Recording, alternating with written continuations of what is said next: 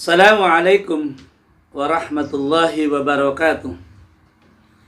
Alhamdulillahi wa kafa. Wassalatu wassalamu ala rasulihil mustafa wa ala alihi wa ashabihi ahli sidqi wal wafa. Amma ba'du.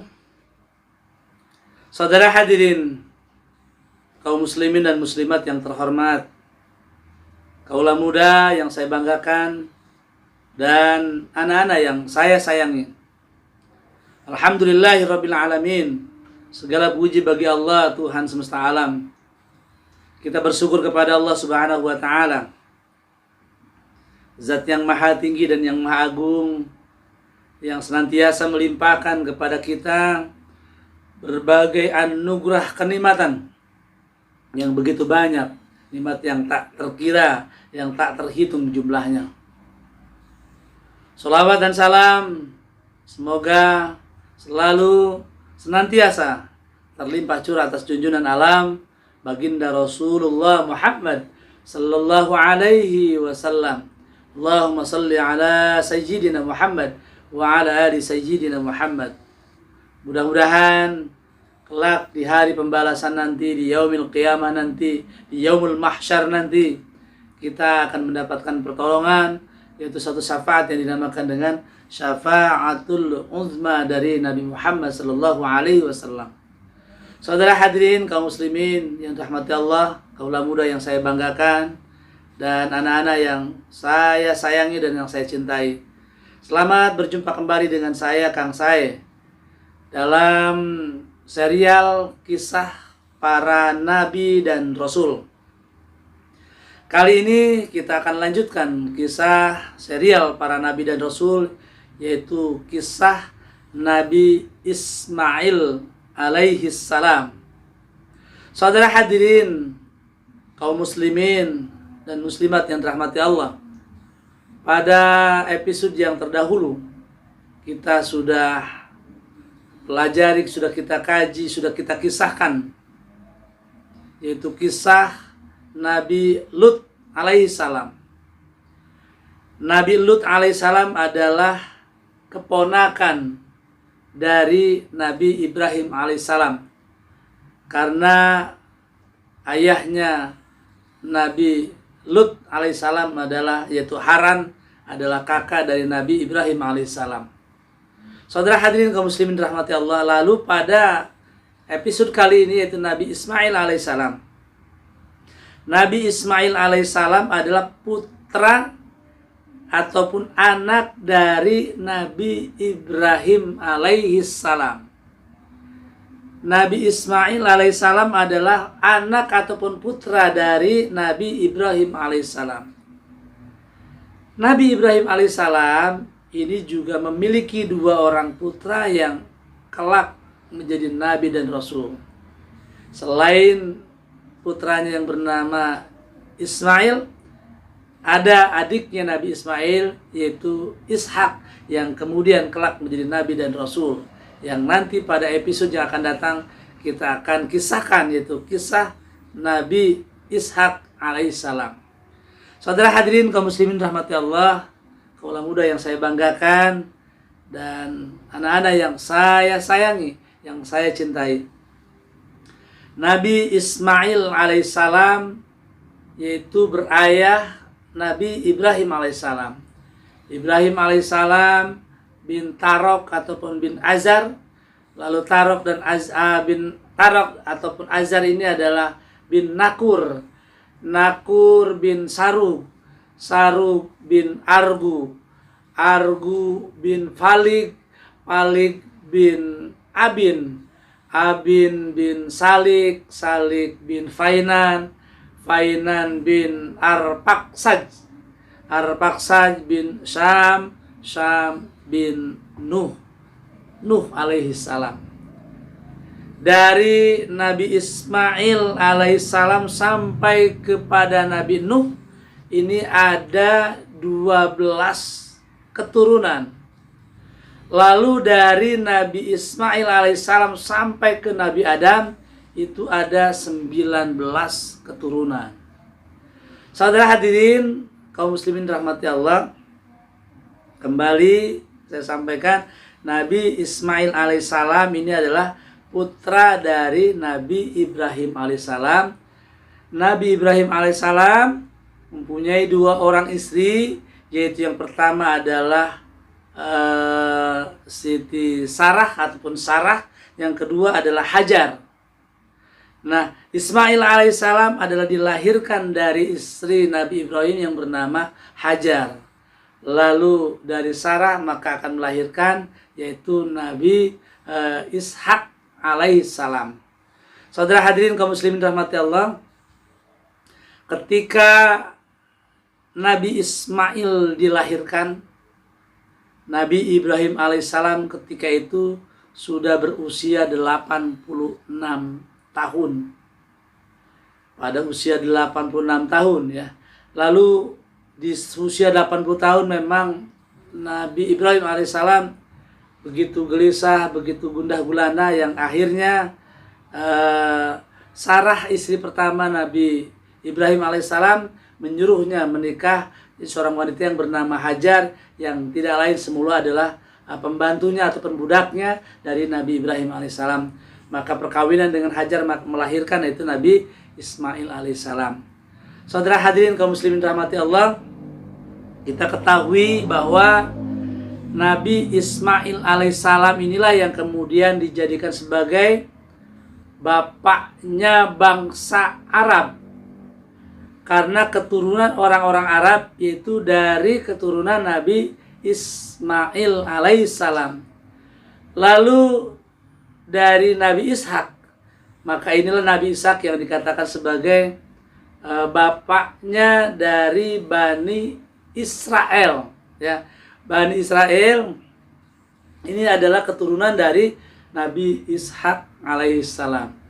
Saudara hadirin kaum muslimin rahmati Allah, di dalam Al-Quran surat Maryam surat yang ke-19 ayat yang ke-54 Allah berfirman, A'udzubillahi minasyaitonirrajim. Bismillahirrahmanirrahim. Wa dzkur fil kitabi Ismail innahu kana shadiqal wa'di wa kana rasulan nabiyya. Artinya adalah, dan ceritakanlah wahai Muhammad kisah Ismail di dalam kitab Al-Quran.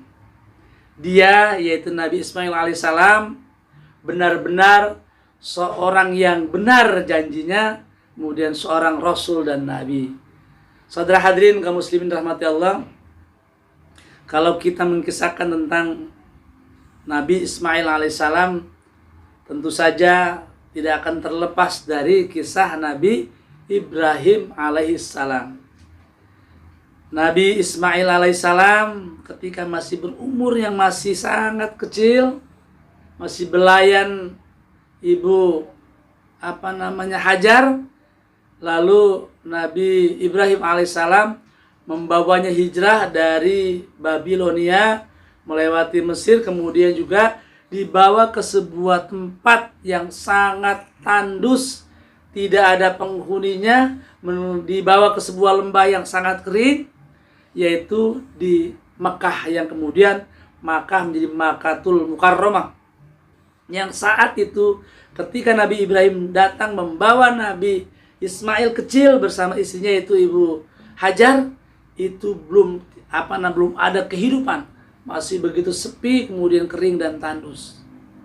Makanya satu kisah menyebutkan ketika Nabi Ibrahim alaihissalam itu hendak meninggalkan anaknya Ismail dan istrinya yaitu Siti Hajar itu sambil meronta-ronta memegang jubah bajunya Nabi Ibrahim alaihissalam dengan mengatakan, wahai Ibrahim, mengapa engkau tinggalkan kami di tempat yang tandus ini, di tempat yang sepi ini, di tempat yang tak berpenghuni ini. Kemudian Nabi Ibrahim alaihissalam tidak menjawab satu patah kata pun. Lalu pertanyaan berikutnya, Siti Hajar mengatakan, wahai Ibrahim, apakah engkau meninggalkan kami di tempat ini semata-mata atas perintah Allah? Lalu Nabi Ibrahim alaihissalam menganggukkan kepalanya. Dan saat itulah Siti Hajar mengerti beliau ada sebagai wanita yang sangat taat kepada Allah, taat kepada suami. Kemudian dia mengatakan, baiklah, kalau memang seperti itu, kalau Allah yang memerintahkannya, maka Allah tidak akan membiarkan kami di tempat ini tanpa kasih sayangnya. Artinya Allah Subhanahu wa taala pasti akan menolong kami. Silakan pergilah engkau. Lalu saudara hadirin kaum muslimin dirahmati Allah, kaula muda yang saya banggakan dan anak-anak yang saya sayangi, Nabi Ibrahim dari kejauhan dia menengadahkan tangan dan berdoa kepada Allah. Ini di dalam Al-Qur'an di surat Ibrahim ayat yang ke-37 Allah berfirman, a'udzubillahi minasyaitonirrajim. Bismillahirrahmanirrahim. Rabbana inni askantu min dzurriyyati biwadin ghairi dzi zar'in inda baitikal muharram Rabbana liyuqimus salata faj'al afa'idatan minan nas tahwi ilaihim warzuqhum minas samarati la'allahum yashkurun. Ya. Rabbana ya Allah, sesungguhnya aku menempatkan anak keturunanku di sebuah tempat, sebuah lembah yang sangat kering, tandus, tidak ada berpenghuni, ya, di dekat sebuah tempat yaitu adalah Baitikal Muharram, rumahmu ya Allah. Kemudian dengan harapan kami mohon agar anak dan keturunan kami menjadi yang bisa mendirikan sholat dan cenderung hatinya kepadamu. Dan ya Allah berikan rizki, kemudian juga tempat yang subur serta buah-buahan, la'allahum yashkurun, supaya mereka adalah menjadi orang-orang yang bersyukur. Saudara hadirin kaum muslimin rahmati Allah, kemudian Nabi Ibrahim alaihissalam pergi meninggalkan Nabi Ismail alaihissalam kecil beserta ibunda Siti Hajar. Saudara hadirin kaum muslimin dirahmati Allah, kaula muda yang saya banggakan dan anak-anak yang saya sayangi. Kemudian akhirnya perbekalan makanan yang dibawa akhirnya habis. Kemudian juga Ibu Hajar ketika menyusui Ismail juga sudah tidak lagi ada air susunya, dan Ismail kecil pada saat itu sudah mulai menangis dan meronta-ronta. Kemudian Ibu Hajar pada saat itu berlari-lari mencari air karena anaknya yaitu Ismail alaihissalam dalam kondisi menangis dan kehausan. Dari Bukit Sofa menuju Marwah, dilihat di puncak Bukit Marwah terlihat seperti ada air. Padahal saudara hadirin kaum muslimin dirahmati Allah, itu hanya sebuah fata morgana saja. Cahaya panas yang memantul yang kelihatan itu adalah air. Lalu dari Marwah melihat di Bukit Sofa terlihat ada air. Kemudian berlarilah ke Bukit Sofa, berlari lagi ke Bukit Marwah, berlari lagi ke Bukit Sofa, sampai 7 kali dia lakukan itu. Kemudian kisah pencarian air oleh Ibunda Siti Hajar pada saat itu kemudian diabadikan dalam proses pelaksanaan haji yang dinamakan sa'i. Ini disinyalir, diungkap di dalam Al-Quran, Suratul Baqarah, surat yang kedua ayat yang ke-150. Allah berfirman, Inna Safa wal Marwata min sya'airillah. Ya, sesungguhnya Safa dan Marwah ini merupakan sebuah tanda-tanda syiar Allah, ya. Saudara hadirin kaum muslimin rahmati Allah, jadi sa'i itu artinya dalam proses pelaksanaan kehajian ataupun umroh berlari-lari kecil dari Bukit Sofa kemudian ke Bukit Marwah sampai 7 kali kembali ke Bukit Sofa. Saudara hadirin kaum muslimin rahmati Allah, lalu tiba-tiba kaki Nabi Ismail yang ketika itu masih berusia sangat kecil dihentak-hentakan. Kemudian ketika itu baru timbul air yang banyak. Kemudian Ibunda Siti Hajar terkaget-kaget, terperangah, seperti tidak percaya. Sambil dia mengatakan, Zummi, Zummi, Zummi, berkumpullah, artinya berkumpul itu air. Yang kemudian kata-kata Zummi itu menjadikan kata-kata zam, air zam-zam. Ya. Air zam-zam ini dijadikan sebagai satu oase di tengah jazirah Arab yang tidak pernah kering, yang airnya tentunya setiap waktu diminum oleh ribuan manusia, bahkan mungkin jutaan, bahkan miliaran. Ini air yang tidak pernah kering, yaitu sumber yang ada di Makkatul Mukarramah, ataupun air Zam-Zam. Saudara hadirin kaum muslimin rahmati Allah, kemudian kisah Nabi Ismail alaihissalam, ini anak yang boleh meminta, boleh berharap, karena pada usia 80 tahun ayahanda Ibrahim alaihissalam belum diberi keturunan. Kemudian dia bermunajat kepada Allah, lalu lahir Nabi Ismail alaihissalam pada usia yang ke-86 tahun. Tentu saja usia yang sangat tidak mudah. Saudara hadirin kaum muslimin dirahmati Allah, kemudian ketika sudah usia Nabi Ismail sudah beranjak remaja, anak-anak yang tapi sudah mampu berbicara, sudah mampu berdialog, artinya sudah mampu untuk membantu pekerjaan orang tua, maka ini Allah menguji Nabi Ibrahim alaihissalam. Ini dalam sebuah ayat Al-Quran, surat As-Saff ayat 102 sampai 105, begitu secara paralel. Allah firmankan itu, A'udzubillahi minasyaitonirrajim. Bismillahirrahmanirrahim. Fabasyarnahu bighulamin halim. Kemudian kata Allah, kami berikan kabar gembira, ya, kabar gembira, yaitu dengan seorang anak yang sabar. Itu saat-saat kelahiran Nabi Ismail alaihissalam.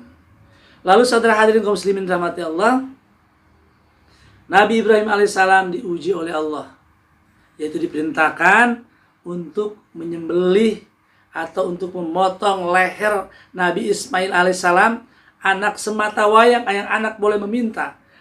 Itu di perintah Allah melalui tabir mimpi. Makanya terjadi sebuah dialog dengan begitu indahnya. Allah Subhanahu wa taala berfirman di dalam Al-Qur'an surat As-Saff ayat yang ke-102. Allah berfirman, "Falamma balagha ma'ahu as-sa'ya qala ya bunayya inni ara fil manam anni azbahuka fanzur madza tara." Ya. Ketika Nabi Ismail balago sudah sampai kepada dianggap mampu berusaha ataupun sanggup, katakanlah sudah mampu membantu orang tua, lalu Nabi Ibrahim alaihissalam diuji, kemudian dia berkata, "Qala, wahai anakku, ya bunaya, wahai anakku, wahai Ismail, ya, anakku yang kucintai, anakku yang kusayangi, inni ara fil manam, sesungguhnya aku melihat engkau dalam mimpi." Ya. Lalu anni azbahuka, kemudian dalam mimpiku aku memotongmu, aku menyembelihmu, menyembelih lehermu. Fanzur madza tara, coba bagaimana pendapatmu tentang mimpi ini? Nabi Ismail alaihissalam kecil diajak berdialog, diajak ngobrol. Kemudian kata Nabi Ismail alaihissalam, "Qala ya abatif'al ma tu'maru satajiduni insyaallah. Insyaallahu minas sabirin." Wahai ayah, ya abatif'al, lakukan, kerjakan. Kalau memang itu adalah perintah Allah, mudah-mudahan aku tergolong termasuk orang-orang yang sabar. Mimpi Nabi Ibrahim alaihissalam tentang perintah Allah untuk menyembelih Ismail, kemudian dijawab oleh Nabi Ismail dengan begitu tenangnya, lakukan wahai ayah. Saudara hadirin kaum muslimin rahmati Allah, sebelum saya lanjutkan, saya ingin menyampaikan mengapa Allah menguji Nabi Ibrahim alaihissalam untuk menyembelih putranya sendiri. Satu kisah disebutkan bahwa jauh sebelum Nabi Ibrahim alaihissalam memiliki anak yang bernama Ismail, atau jauh sebelum Nabi Ismail dilahirkan, ada kebiasaan Nabi Ibrahim alaihissalam setiap tahun dia melakukan sebuah korban, yaitu dengan menyembelih 1000 domba, kemudian juga 300 lembu dan 100 unta. Bukan jumlah yang sangat sedikit, tapi begitu banyak. Mungkin kalau diuangkan itu harganya miliaran, ya. Sampai terkagum-kagum, banyak orang mengatakan, wahai Ibrahim, begitu hebatnya engkau, begitu murahnya engkau. Lalu Ibrahim mengatakan, mungkin sebagai rasa syukur, tidak bermaksud ada satu kesombongan, mungkin saja tidak ada sedikit pun ke arah sana. Nabi Ibrahim mengatakan, semuanya ini adalah milik Allah. Kalau Allah menghendaki, jangankan kambing, domba, unta, lembu, keledai, anak pun. Saya punya anak, kalau seandainya Allah memintanya untuk saya korban, saya akan korbankan. Saudara hadirin kaum muslimin dirahmati Allah, ini pelajaran buat kita. Makanya kita tentu saja tidak sembarang kita mengatakan sesuatu, Allah akan tagih janjinya. Nah, inilah barangkali kemudian Allah uji ketika Nabi Ismail sudah mulai sangat kelihatan sudah mampu, sudah beranjak kepada masa anak-anak. Allah mengujinya supaya anak itu yang dicintai, yang disayanginya untuk dikurbankan. Saudara hadirin kaum muslimin rahmati Allah, falamma aslama wa talahu lil jabin, ketika Nabi Ibrahim sudah dibaringkan, kemudian juga pisau sudah berada di pelipis atau di bagian leher Nabi Ismail alaihissalam, lalu kata Allah, wa nadainahu ayya Ibrahim, ya. Nabi Ibrahim dimanggil malaikat dari atas langit, ya Ibrahim, qad saddaqta ru'ya innahu kadzalika nazil muhsinin. Wahai Ibrahim, engkau telah membenarkan mimpimu, perintah Allah atas, yaitu untuk menyembelih anakmu, ya. Maka sebagai balasannya engkau akan mendapatkan satu kebaikan. Nah, kemudian saudara hadirin kaum muslimin dirahmati Allah, kaula muda yang saya banggakan dan anak-anak yang saya sayangi, kemudian Allah menggeser Nabi Ismail alaihissalam, kemudian yang disembelih bukan leher Nabi Ibrahim, tetapi digantikan dengan seekor domba.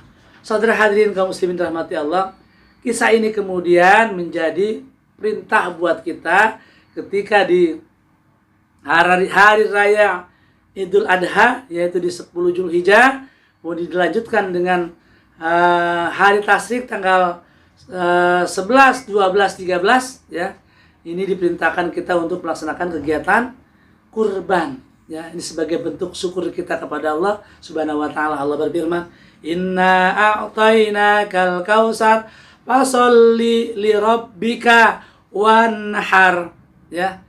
Inna a'tainaka, sesungguhnya nikmat Allah yang Allah berikan kepada kita begitu banyak, tak terhitung jumlahnya, sangat banyak, ya. Kemudian kata Allah, fasholli li rabbika, maka sholatlah kepadaku.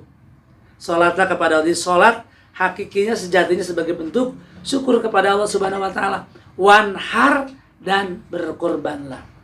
Saudara hadirin kaum muslimin rahmati Allah, oleh karena itu pada di bulan sebentar lagi Zulhijjah, maka kita akan diperintahkan untuk melaksanakan berkurban.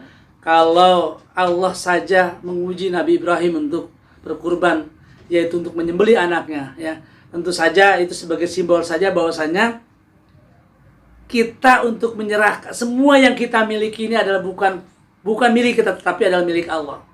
Kalau Allah memintanya, maka harus kita pasrahkan, kita berikan, ya. Kalau misalnya kita diberikan keleluasan rizki, sebab kata Nabi, siapa orang yang diberikan keleluasan rizki kemudian dia tidak mau berkorban, ya, ini maka kata Nabi disebutkan, fala yaqrabanna musallana, jangan engkau dekati tempat rumah kami, yaitu musola dan masjid. Seolah-olah kita diusir oleh Allah untuk tidak mendekati musola dan masjid. Karena apa? Kita tidak mau berkorban, padahal kita diberikan keleluasan rezeki. Bahkan ada satu redaksi hadis lagi, siapa orang yang diberikan keleluasan rezeki pada di bulan Zulhijjah di tanggal 10, kemudian di waktu-waktu berkurban, lalu kita tidak mau berkorban, sampai dikatakan kita disuruh memilih fal yamut yahudiyan au nasraniyan. Silakan kamu pilih apakah kamu mati dalam keadaan Yahudi ataupun dalam keadaan Nasrani. Saudara hadirin kaum muslimin rahmati Allah, kaulah muda yang saya banggakan dan anak-anak yang saya sayangi. Mungkin saat ini hanya sebagai simbol saja.